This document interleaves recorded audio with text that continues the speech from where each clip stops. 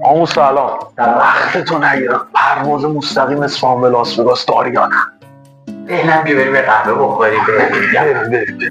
آقا بگو که چرا اسم کافه رو سفر انتخاب کرد؟ کافه زیر مجموعه آژانس پس سفره و چون که پشتیبانی از مسافرهای آژانس انجام میده. الان من بلیط بخوام دارم؟ بله بلیط داریم. کجا رو داریم؟ تقریبا همه جایی که آژانس‌های مسافرتی کار میکنن.